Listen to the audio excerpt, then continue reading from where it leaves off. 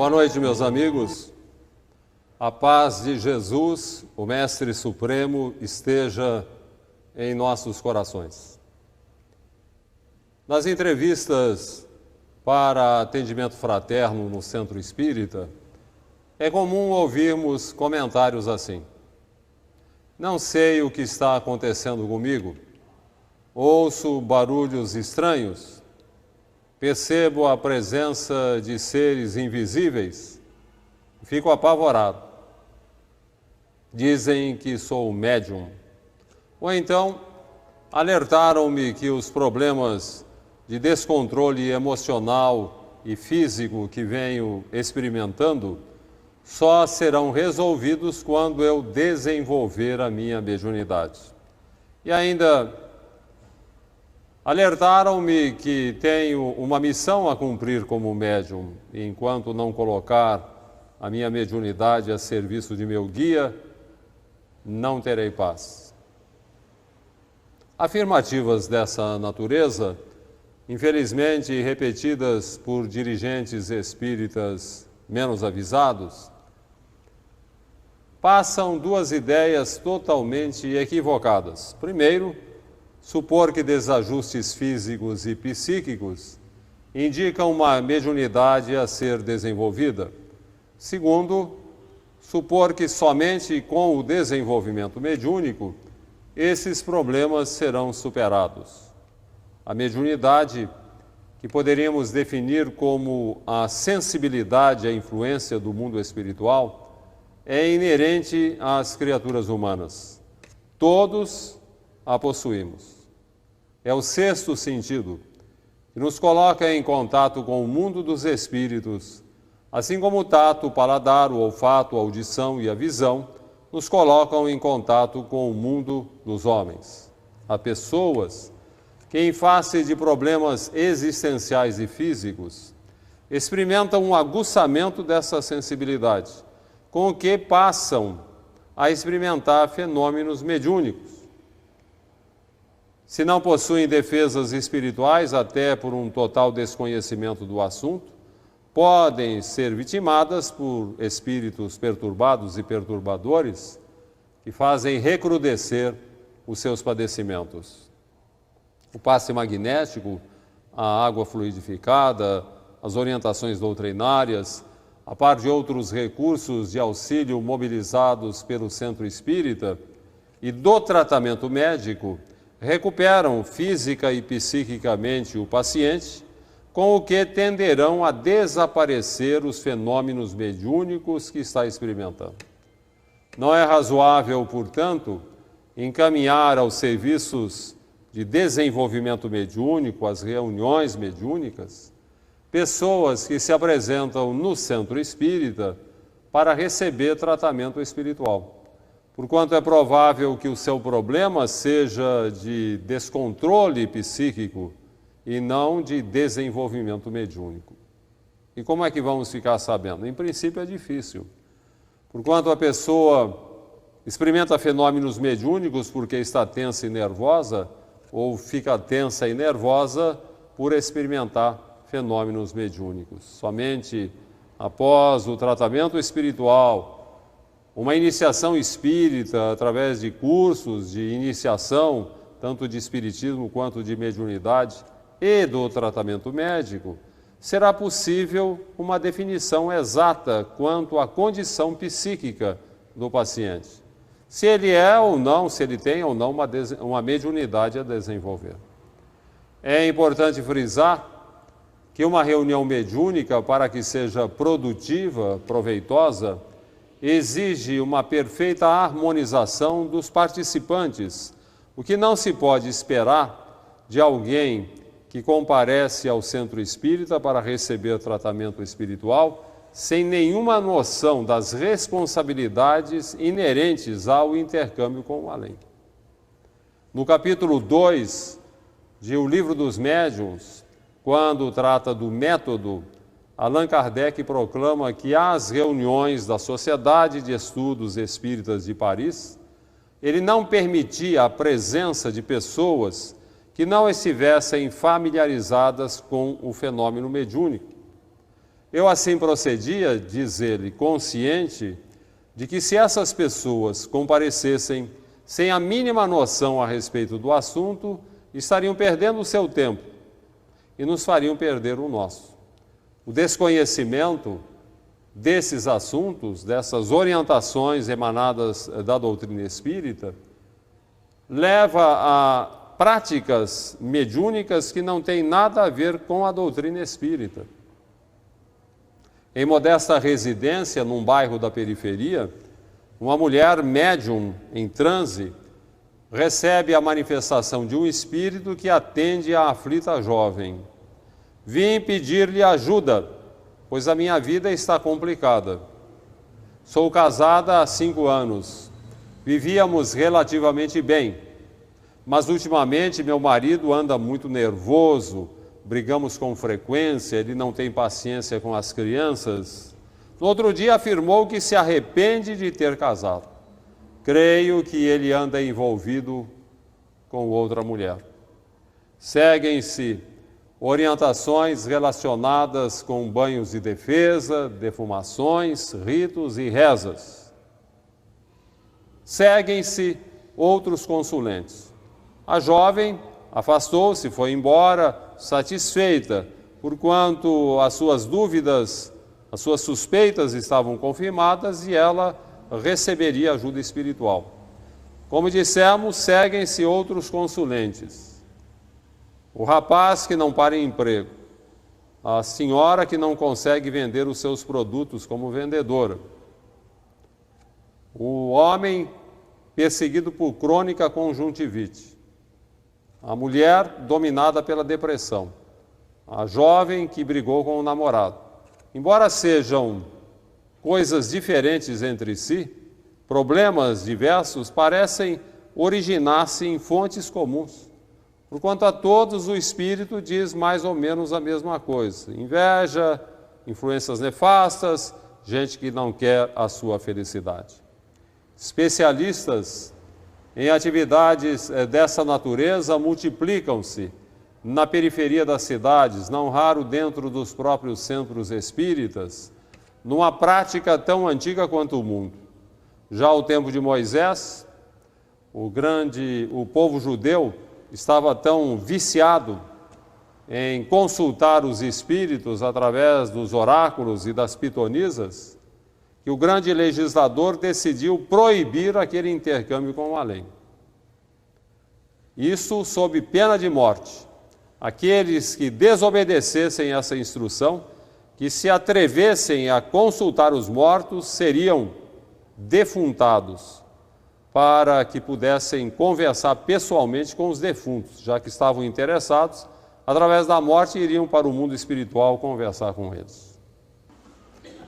Voltamos a insistir, ainda que possa parecer repetitivo, não devemos procurar os espíritos a pretexto de solução para problemas corriqueiros e imediatistas. Sempre que o fizermos, estejamos certos de que não seremos atendidos por mentores autênticos. Muitas vezes, os espíritos que se manifestam em reuniões desta natureza, principalmente quando o médium cobra por seus favores ou espera por recompensas, são orientadores sem orientação, que a falta de ter o que dizer aos consulentes dizem aquilo que eles querem ouvir. A mulher desconfiada do marido vai ouvir que ele tem outra.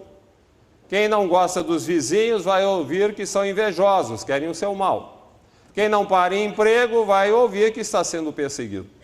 Sem a mínima noção para uma orientação mais precisa, esses espíritos limitam-se a atuar como palpiteiros do além, sugerindo providências que podem até dar certo, como todos os palpites, mas que não resolvem os problemas dos consulentes em definitivo, tornando-os não raro até mais complicados.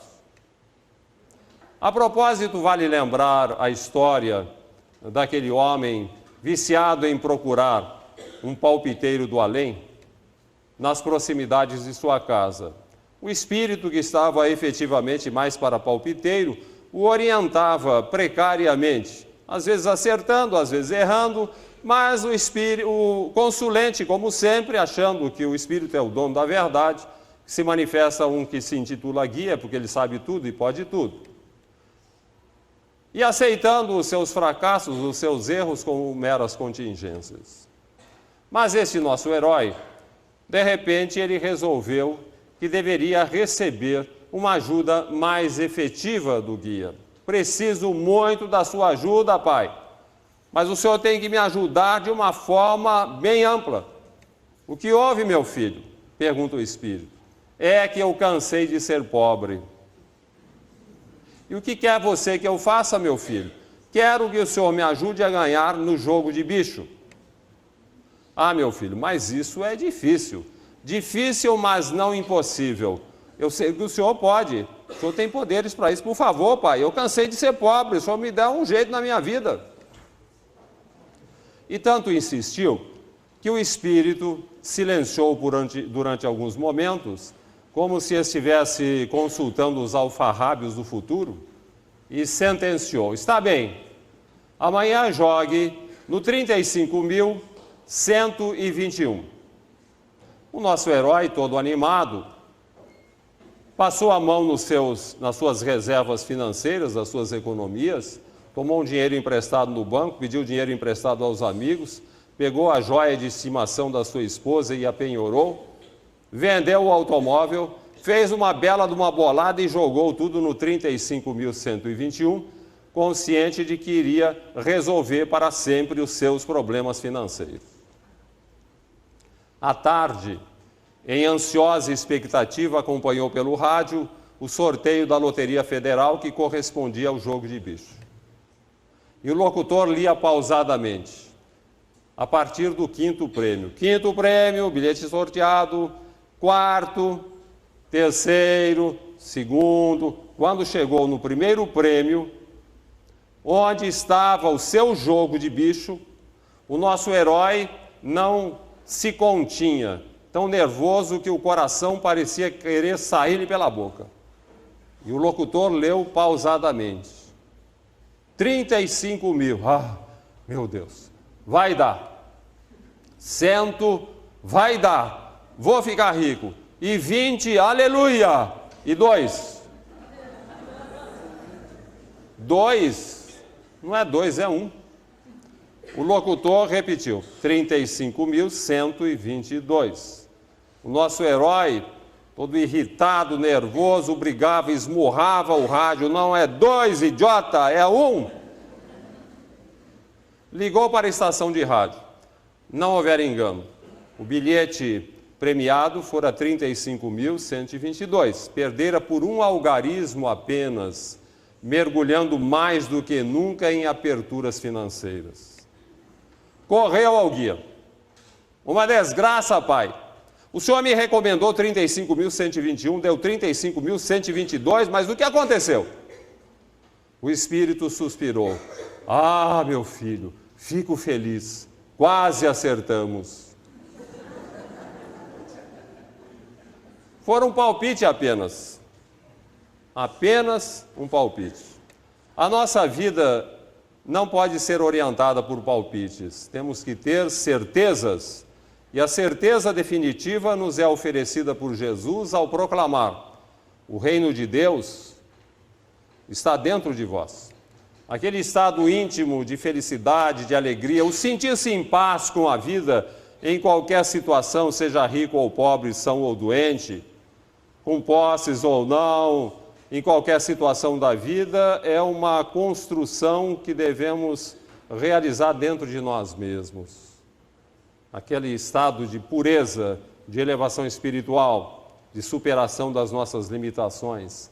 A doutrina espírita tem muito a nos ajudar nesse particular, desde que nos disponhamos a estudar os seus princípios. Estudar, não simplesmente frequentar reuniões espíritas, estudar, pegar as obras básicas, participar de cursos, entender os mecanismos da vida perfeitamente expostos nessa maravilha de conhecimento superior, a mais pura, a mais bela mensagem já oferecida ao homem nos tempos modernos, que é a doutrina espírita. Preciso que estejamos dispostos a estudar, colocar em prática para que, superando as nossas limitações, possamos entrar no reino de Deus, isto é, o reino de Deus entrar dentro de nós, dando-nos a felicidade em qualquer situação e sem recorrer a palpiteiros. A ignorância em torno destes assuntos que dizem respeito ao intercâmbio com o além costuma gerar muitas superstições. A gente vê muita gente amedrontada, supersticiosa, que tem temores variados relacionados com a presença dos espíritos em nossa vida. No próprio meio espírita nós vemos isso, porque as pessoas não se dão ao trabalho de estudar a doutrina espírita, de entender como funciona o mecanismo de intercâmbio com o além.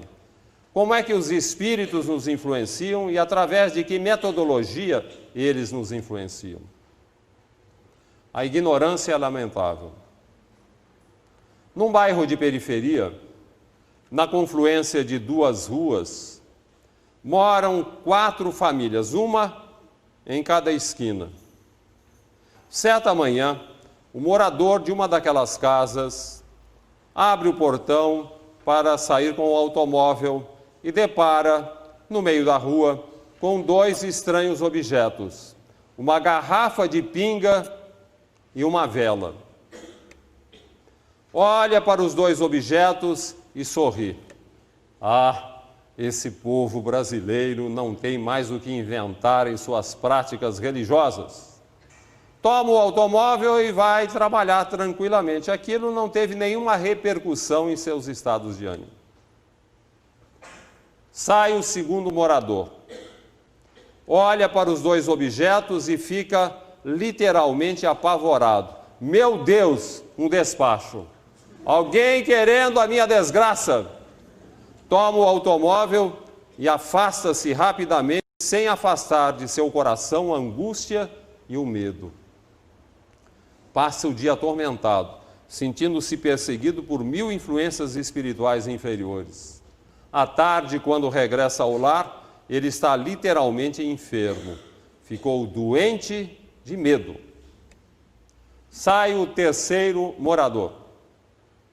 Olha desconfiado para aqueles 2 objetos. Entra em casa novamente. Toma um banho de defesa.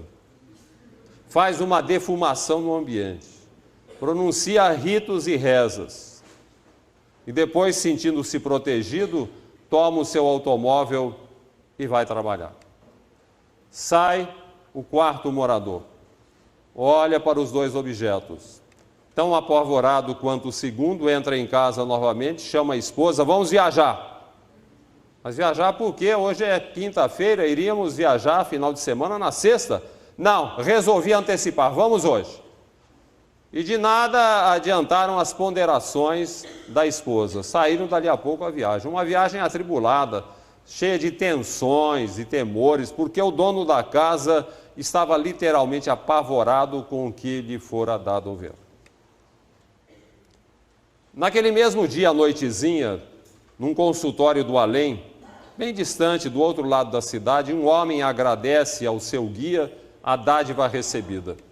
Pediram um emprego e o conseguira depois de seguir fielmente a orientação no sentido de deixar uma garrafa de pinga e uma vela numa encruzilhada urbana na confluência de 2 ruas. Como vemos, aqueles 2 objetos não tinham absolutamente nada a ver com os 4 moradores daquela região. Mas cada um reagiu de conformidade com a sua maneira de ser. O primeiro considerou que aquilo não significava nada e para ele não significou absolutamente nada. O segundo ficou apavorado e ficou doente. O terceiro tratou de proteger-se com práticas ritualísticas. O 4º assumiu uma postura de fuga. A história demonstra como a nossa maneira de ver as coisas tem uma influência decisiva nos nossos estados de ânimo. Nós somos o que vemos. A pessoa que está sempre vendo 1000 influências espirituais, tudo é influência espiritual, tudo é manipulação das sombras, tudo é despacho, a pessoa vive atormentada, infeliz, dentro do centro espírita, tomando passe, submetendo-se a tratamento, porque ela pensa assim, ela vê assim, e por isso ela sente assim. Se nós queremos a estabilidade espiritual, é preciso o quê? Estudar a doutrina, compreender bem os mecanismos de influência espiritual, como é que nós podemos ser influenciados. E como é que nós podemos neutralizar influências das sombras? Conhecer, saber. Porque somente assim é que nós teremos estabilidade. Jesus dizia, conhecereis a verdade e a verdade vos fará livres. Essa expressão de Jesus tem muitos significados. E um deles diz respeito a essa questão de influências espirituais. Quem conhece a verdade, quem estuda a doutrina, quem sabe como funcionam esses mecanismos, a pessoa não tem medo. Ela supera qualquer problema relacionado com o assunto. Naturalmente, há uma pergunta que certamente, se estivéssemos num pinga-fogo, muita gente aqui faria. E se aqueles dois objetos representassem uma espécie de evocação das sombras para prejudicar um dos moradores daquelas casas? Isso é possível? E o que aconteceria? Responderíamos com outra pergunta. É possível contratar um pistoleiro para dar tiros em alguém? A resposta, bem o sabemos, é afirmativa, principalmente em regiões agrestes. Há pessoas que têm esse mau hábito de resolver as suas pendências com alguém, contratam um pistoleiro para dar tiros na pessoa. Ora, se encontramos na Terra, se é possível na Terra encontrar pistoleiros dispostos a dar tiros em alguém para atender aos nossos desejos, certamente os encontraremos no mundo espiritual também. E nem é preciso ir atrás de um médium, de um intermediário. Basta que odiemos profundamente alguém, que lhe tenhamos extremado rancor, que lhe desejemos todo o mal, que o amaldiçoemos e automaticamente estaremos evocando forças das sombras, espíritos, dispostos a nos auxiliar nesse mistério, e que vão abater o nosso desafeto com balas de perturbação, de discórdia, desentendimento, de sofrimento, de desequilíbrio. O problema é que depois nós não poderemos dispensar esses pistoleiros do além como quem dispensa os pistoleiros da terra, pagando-lhes determinada importância em dinheiro, porque o preço que esses espíritos cobram é muito alto. É o domínio sobre as nossas vidas. É como se vendêssemos a nossa alma ao diabo. Naturalmente, meus amigos, nós estamos usando apenas um símbolo, uma alegoria. Nós sabemos, à luz da doutrina espírita, que diabo não existe. Diabo como força que se contrapõe ao poder de Deus é uma bobagem. Nada se contrapõe ao poder de Deus. Diabos somos nós quando praticamos o mal, habilitando-nos a sofrimentos mil, porque é assim que Deus transforma o diabo em anjo, considerando que todos nós fomos criados para a angelitude. A diabrura é apenas um desvio de rota pelo exercício mal feito, mal exercitado do livre-arbítrio. E com o sofrimento todos nós chegaremos lá. Ainda que existam os pistoleiros do além, tácita ou ostensivamente contratados para fazer mal a alguém, é preciso lembrar aqui um ditado popular muito interessante que se aplica no caso. Praga de urubu não mata cavalo gordo. Praga de urubu não mata cavalo gordo. As influências das sombras nos atingirão apenas na medida em que não tenhamos defesas contra elas, apenas na medida em que não tenhamos saúde espiritual. E aqui cabe nos lembrar uma das questões mais importantes. Se eu tivesse que eleger as 10 questões mais importantes de O Livro dos Espíritos, eu elegeria como uma delas a de número 551, quando Allan Kardec pergunta: pode um homem mau, com o concurso de um mau espírito, fazer mal a alguém? Pergunta interessantíssima. Pode um homem mau, com o concurso de um mau espírito, fazer mal a alguém? A resposta do mentor espiritual é clara e incisiva. Não. Deus não o permitiria. Não. Deus não o permitiria. Mas como, dirá alguém? Como não permitiria? A todo momento, nós não estamos vendo aí influências das sombras, processos obsessivos? Nós estamos vendo gente sendo literalmente abatida por espíritos das sombras que fazem mal, que criam confusão no mundo? Mas a resposta está absolutamente correta. Os espíritos das sombras não têm o poder de provocar o mal em nós, apenas o exploram. Eles apenas exploram o mal que há em nós, eles não produzem o mal. Espírito obsessor não induz ao adultério. Nós não podemos culpar os espíritos obsessores pelo adultério. Eles apenas exploram num dos cônjuges a tendência à infidelidade.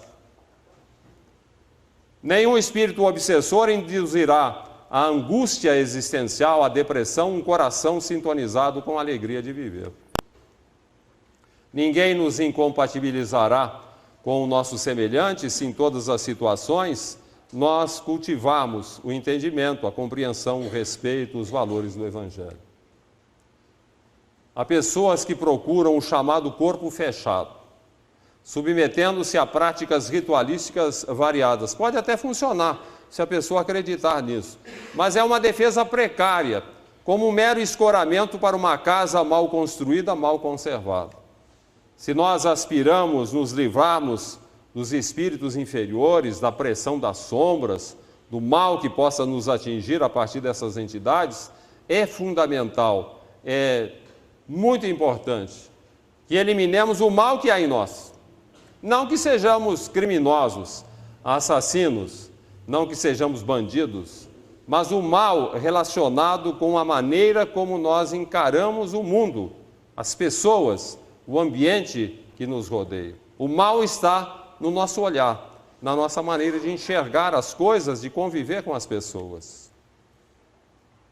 A propósito, vale lembrar a notável história daquele velhinho, muito sábio, sentado à beira da estrada na entrada de uma cidade, ali, sentado à sombra de uma árvore, tranquilo, quando parou um automóvel junto de si. E o motorista o cumprimentou. Bom dia, meu velho, tudo bem por aqui? Bom dia, meu filho, vou otimamente. E você? Com a graça de Deus, vou muito bem mesmo, sou um homem muito feliz. Mas eu estou de mudança para esta cidade e gostaria que o senhor me dissesse como é o povo que mora aqui. E o velhinho respondeu com outra pergunta. Meu filho, como é o povo da cidade de onde você vem? Ah, povo maravilhoso. Gente amiga, gente fraterna, solidária, fiz muitas amizades lá. Só saí por força de minhas obrigações profissionais. Ah, meu filho, falou o velhinho, fique tranquilo, o povo daqui é exatamente igual, você vai se dar muito bem. O motorista agradece, obrigado, meu velho, fique com Deus, vá com Deus, meu filho, vai embora.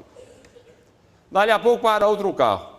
O motorista, desta feita, um homem mal encarado, sério, que não se dá o trabalho de cumprimentar o velhinho. Por favor, o senhor pode me dar uma informação? Pois não, meu filho. Estou de mudança para esta cidade e gostaria que o senhor me dissesse como é o povo que vive aqui. E o velhinho repetiu a pergunta. Como é o povo da cidade de onde você vem, meu filho? Por que o senhor quer saber? Não, apenas curiosidade minha. Como é o povo da sua cidade? Povo horrível. Péssimo, gente mau caráter, pessoal egoísta, egocêntrico, nunca vi coisa igual, dei graças a Deus de sair de lá. Ah, meu filho, falou o velhinho, sinto muito. O povo daqui é exatamente igual. Você vai ter problemas. A história demonstra claramente como a nossa maneira de ver os acontecimentos, de conviver com as pessoas, tem uma influência decisiva nos nossos estados de ânimo. Somos, repetimos, o que nós vemos. Nós guardamos entre nós o céu ou o inferno. Não importa o ambiente onde estejamos, o que importa é o que nós estamos construindo dentro de nós.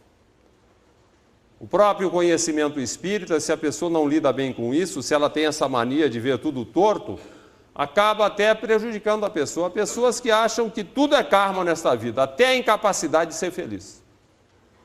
O meu karma nesta vida é a impossibilidade de ser feliz. Carrego pesada cruz, submetido a angustiantes problemas e dificuldades e dissabores. Quem assim fala não entende nada de espiritismo e não entende nada de karma. O karma, meus amigos, são situações educativas que surgem na nossa vida com o objetivo de corrigir a nossa rota, de nos ajudar a superar as nossas mazelas e imperfeições, no pagamento de nossas dívidas. Então, karma não tem nada a ver com a nossa felicidade. O cidadão pode nascer cego ou sem um membro, pode enfrentar uma crise financeira, pode sofrer um prejuízo, ele pode ter uma família difícil, ele pode ter uma profissão muito humilde, andar com dificuldade e assim mesmo conservar a capacidade de ser feliz. Porque a felicidade não é um favor do céu, assim como a infelicidade não é uma imposição do destino. Ambas dependem muito mais do que damos à vida e muito menos do que dela recebemos. Tudo depende de nós mesmos. É preciso mudar a ótica da vida. Há pessoas que usam óculos escuros e mal ajustados, enxergam tudo torto, escuro. Para elas, tudo é difícil, tudo é complicado. É preciso mudar a ótica da vida, colocar óculos bem ajustados, claros, límpidos, olhar os objetivos, olhar as coisas melhores da vida, olhar os aspectos positivos da existência humana, lembrando aquele velho ditado: felicidade não é uma estação na viagem da vida, felicidade é uma maneira de viajar. Há pessoas que estão esperando um destino para serem felizes, esperando crescer, esperando se formar, esperando se casar, esperando ter filhos, esperando uma boa situação econômica, esperando, e o tempo passa e a pessoa nunca é feliz. A felicidade não está subordinada à satisfação de nossos desejos diante da vida, e sim ao desejo de compreendermos o que a vida espera de nós. Tudo depende de observarmos os aspectos positivos. É fácil isso? Não é fácil, mas é um treinamento que nós temos que fazer. Lembro de uma passagem do folclore evangélico. Folclore evangélico são aquelas passagens que não são consideradas autênticas ou de autenticidade duvidosa, mas de qualquer forma há passagens muito interessantes. E uma dessas passagens no folclore evangélico nos relata que Jesus, certa feita, transitava por uma estrada com os discípulos, quando em determinado momento depararam com um cão morto. O animal, já em estado de decomposição, exalava mau cheiro. Os discípulos logo reclamaram, mas Jesus, depois de contemplar detidamente o cão morto por alguns momentos, falou sorrindo: mas que belos dentes tem esse cão. Até mesmo os maus odores da vida podem ser neutralizados se nós nos detivermos em aspectos positivos, em coisas que realmente possam neutralizar esse cheiro. Isso tem uma importância decisiva, até mesmo em relação ao nosso sucesso profissional. Um fabricante de calçados enviou para uma região agreste 2 pesquisadores para fazer um levantamento das possibilidades do mercado naquela região. O primeiro deles, um pessimista incorrigível, fez uma pesquisa rápida, sumária, e logo passou um e-mail para o fabricante: mercado aqui é péssimo, todo mundo anda descalço. O segundo, um otimista de carteirinha, sempre disposto a enfrentar os desafios, a observar os aspectos positivos, fez a mesma pesquisa na mesma região e mandou o e-mail: o mercado aqui é promissor, todos precisam de sapatos. Não é fácil mudar a ótica da vida, porque nós estamos condicionados milenarmente, desde o tempo em que vivíamos nas cavernas, ameaçados por predadores, a gente traz essa tendência de viver num sobressalto, de facilmente nos deixarmos dominar pela tensão. Realmente é uma tendência, é uma característica do ser humano, ou da maior parte das criaturas humanas. Mas lembramos aqui um outro ditado interessante: princípio de angu é mingau. Você tem que mexer o mingau, mexer até que vire angu. E o mesmo acontece com relação à mudança da ótica da vida. É preciso mexer os miolos, insistindo em aspectos positivos, insistindo em olhar com óculos bem ajustados, claros, límpidos, os aspectos positivos da existência humana. Conheço companheiros espíritas que alcançaram expressivo sucesso nesse particular. Um deles sofreu um grave acidente automobilístico e comenta: o desastre foi terrível, perda total do automóvel, foi perda total, ficou o carro inteiramente destruído, mas com a graça de Deus foi apenas perda material. Espiritualmente falando, eu ganhei muito, porque eu era afoito, dirigia de forma imprudente, não respeitava os sinais de trânsito. Agora não, eu sou mais cuidadoso, respeito os sinais, levo tudo muito a sério, não ultrapasso os limites da velocidade. Esse desastre foi de grande utilidade para mim. Outro, às voltas com uma família complicada, difícil, proclama bem-humorado: a minha família me santifica, oferecendo-me inúmeras oportunidades a cada dia de exercitar os valores do Evangelho. Como é que eu iria treinar a paciência, a compreensão, a tolerância, o perdão, se não fosse pela minha família? Todo dia eles têm um comportamento que me obriga a ser paciencioso, a ser tolerante, a ser amigo, a perdoar, a compreender. Então, todo dia eu treino os valores do Evangelho. Por isso eu digo que a minha família está me santificando. Outro, às voltas com uma grave enfermidade de pele que lhe provocou pústulas que se estenderam da sola dos pés ao couro cabeludo, ficou com um aspecto medonho, mas tranquilizava aqueles que o visitavam, dizendo: fiquem tranquilos, estou apenas me submetendo a um eficiente tratamento de beleza para a minha alma. O corpo está uma draga, mas o espírito está com a brancura de homo. Essa visão positiva, essa reação positiva aos acontecimentos, esse treinamento para ver apenas os aspectos positivos e nos determos neles e os usarmos como inspiração da nossa vida, tudo isso é de importância fundamental até mesmo em questões de saúde. Há pessoas que, quando recebem um diagnóstico de câncer, acham que esse diagnóstico equivale a um atestado de óbito, que vão morrer. É muito comum hoje, as pessoas de um modo geral têm horror do câncer e associam o câncer à morte, né? Tem câncer, embora a medicina tenha evoluído muito, e hoje há grandes chances de recuperação, principalmente quando o câncer é detectado no início. Não obstante, as pessoas continuam achando que câncer é o fim do mundo, é atestado de óbito, e não é assim.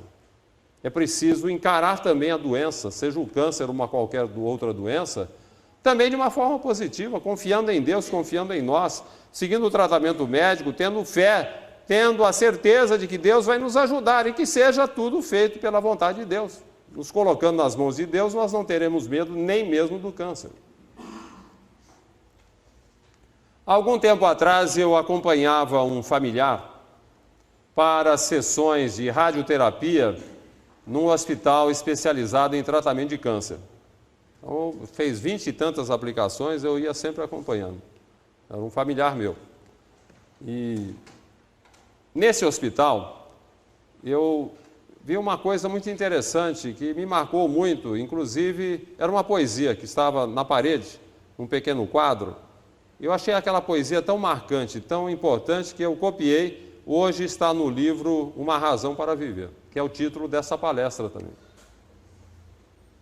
E a poesia, um pequeno poema, diz assim: o mundo tem a sua cor, É você quem mede o mundo e o vê como é você. Se você põe óculos de bondade, de amor, tudo é belo, positivo. Porque positivo e belo está você. Se você é vingativo, invejoso, egoísta, vê o mundo desse jeito. Porque desse jeito é você. Do modo que você fala, do modo que você vê, do modo que você pensa, desse modo é você. Você é a medida de seu mundo. Mas que felicidade, que alegria, se Cristo fosse a medida de você. O Cristo. Um amigo me dizia, não sei porquê, o Natal me inspira uma indefinível nostalgia, relacionada com algo muito importante que ficou perdido no passado distante. Talvez uma ligação afetiva, uma situação melhor, ou quem sabe a própria pureza perdida. Embora estejamos diante de um paradoxo, já que o Natal deveria inspirar sempre alegrias e consolações, muita gente experimenta essa nostalgia, associada talvez a situações do passado, mas fundamentalmente eu diria tratar-se da nostalgia por um ideal nunca realizado.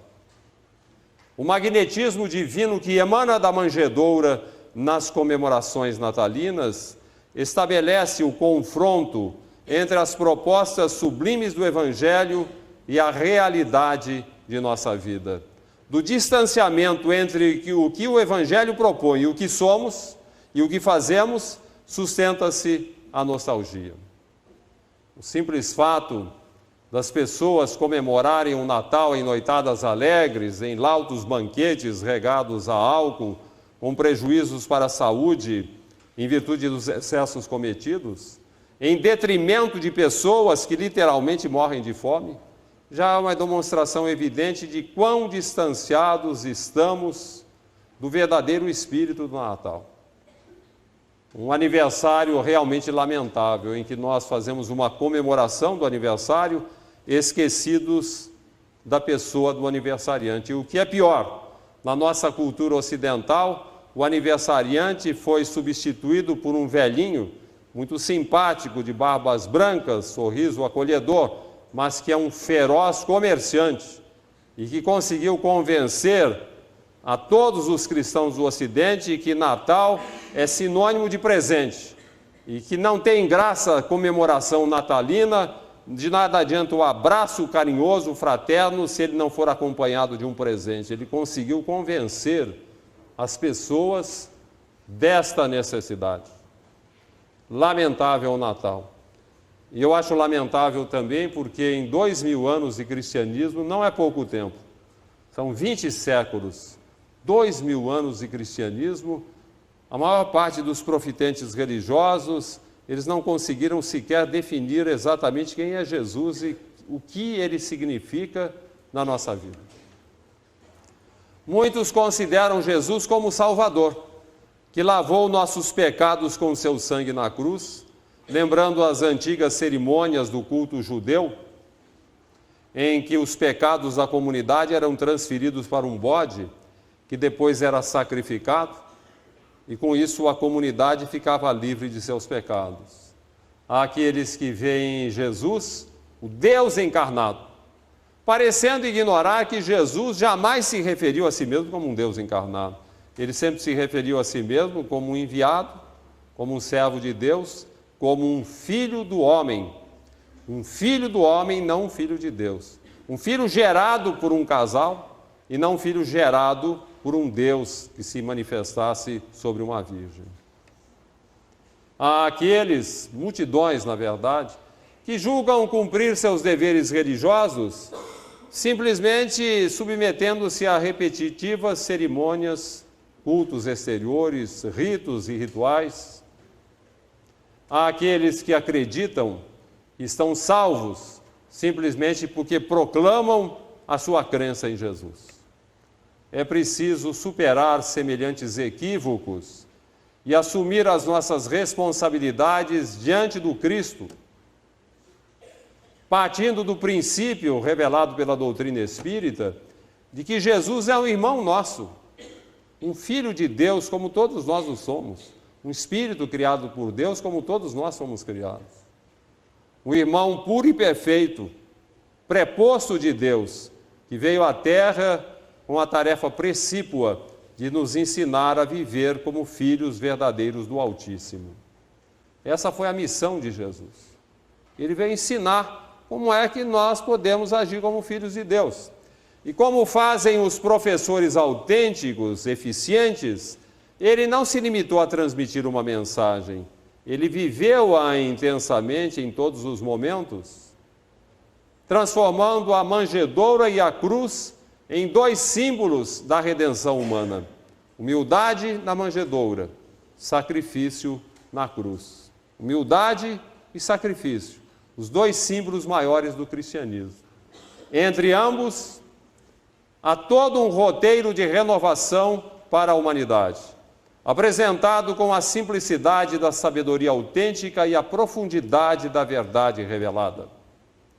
Aqueles que criticam, que fazem comentários desairosos sobre o comportamento alheio, o mestre lembra na inesquecível passagem da mulher adúltera que ninguém pode atirar a primeira pedra porque ninguém está livre de pecados. Aos que se apavoram ante a situação do presente e as perspectivas do futuro, recomenda que busquem em primeiro lugar o reino de Deus e a sua justiça. Viver com justiça, cumprir os mandamentos divinos, e tudo mais lhe será dado por acréscimo. Aqueles que se apegam aos bens materiais, adverte que não se pode servir a dois senhores, a Deus e às riquezas.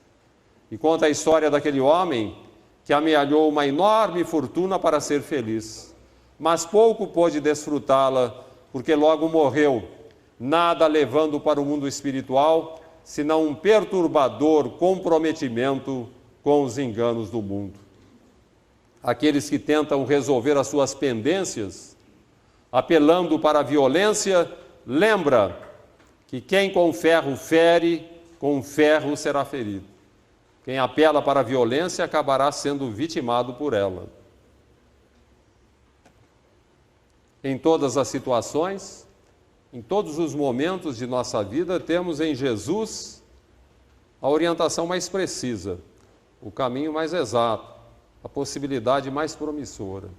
Gastamos rios de dinheiro à procura do melhor para a nossa casa, para a nossa saúde, para a nossa apresentação, para a nossa família, e esquecemos o essencial, as lições de Jesus, que não custam absolutamente nada. Se as procurássemos, se as estudássemos, saberíamos que em múltiplas circunstâncias na Terra, nós temos procurado a felicidade no lugar errado, à distância daquilo que ensinou e exemplificou Jesus. Qual um farol abençoado que ilumina os escabrosos caminhos humanos, o Espiritismo confirma para nós que Jesus é realmente o caminho, a verdade e a vida. O caminho de nossa redenção, apontado na excelência de seus ensinamentos, é a verdade imutável de Deus apresentado em suas lições. E Ele é realmente a própria vida. Aquela vida estuante, formosa, que circula por nossas veias, quando o nosso cérebro povoa-se de ideais e o nosso coração pulsa ao ritmo incessante de serviço no campo do bem. É preciso, portanto, meus amigos, que assumamos as nossas responsabilidades como espíritas cristãos, buscando as marcas do Cristo, o sacrifício dos interesses pessoais em favor do bem comum. Esse é o grande desafio da nossa vida. O processo de nossa renovação implica em sacrificarmos os nossos interesses em favor do bem comum.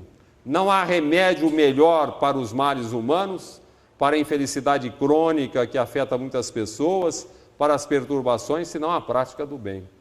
Porque a prática do bem representa o cumprimento da lei de amor, que é a lei maior de Deus. Quando nós praticamos o bem, a gente cumpre a lei divina, e cumprindo a lei divina, nós sintonizamos com o céu. É preciso, portanto, que busquemos as marcas do Cristo. E eu sei perfeitamente, todos nós sabemos, que na verdade a grande finalidade da existência humana é essa. Se alguém me perguntar qual a principal finalidade, nós estamos aqui para buscar as marcas do Cristo. Isto é, para aprendermos a sacrificar os nossos interesses em favor do bem comum, do trabalho em favor do próximo. E certamente, meus amigos, muitas vezes no mundo espiritual, quando nos preparávamos para a presente existência, certamente teremos elevado o nosso pensamento em oração, dizendo assim: Senhor, quando me deres o privilégio do renascimento no berçário do mundo, entre as necessidades que apresento e aquelas que não vejo, eis, Senhor, o desejo em que dia por dia me aprofundo. Deixa-me renascer em qualquer parte, entretanto que eu possa buscar-te onde constantemente continuas, trabalhando e servindo em todas as estradas, para que eu também tenha as minhas mãos marcadas, como trazes as tuas. Quanta ilusão em que me debatia, crendo que o desespero fosse prece, a rogar-te alegria e segurança, sem que eu nada fizesse. Imitava na terra o lavrador a temer pedra e lama, vento e bruma, aguardando milagres de colheita, sem plantar coisa alguma. Entretanto, Senhor, agora sei que o trabalho é divino compromisso, o estímulo dos céus, guiando-nos os passos, e que por atender a semelhante lei, puseste ambas as mãos em nossos braços, por estrelas de amor e de serviço. Assim, quando efetues as esperanças em que me agasalho, e estiver entre os homens, meus irmãos, que eu me esqueça em trabalho e me lembre das mãos. Não me des tempo para lastimar-me, que eu busque tão somente a luz que me acenas. No anseio de seguir-te, quero trabalho apenas. Dá que eu seja contigo onde estiveres uma réstia de paz. Que eu seja alguém sem destaque, sem nome, que se ouvide no bem. E se um dia uma cruz de provas e de agravos reclamar-me a tarefa e o coração, não me largues ao susto a que me enlei. Ajuda-me a estender as próprias mãos aos cravos da incompreensão que me rodeie entre bênçãos de fé e preces de perdão. Não consintas que eu retorne ao tempo morto, da ilusão convertida em desconforto. Dá-me os calos da paz nas tarefas do bem, a servir e servir, sem perguntar a quem. Ouve, celeste amigo, aspiro a estar contigo longe de minhas horas desregradas, onde sempre estiveste e sempre continuas, plantando amor em todas as estradas, para que eu também tenha as minhas mãos marcadas, como trazes as tuas. Jesus os abençoe.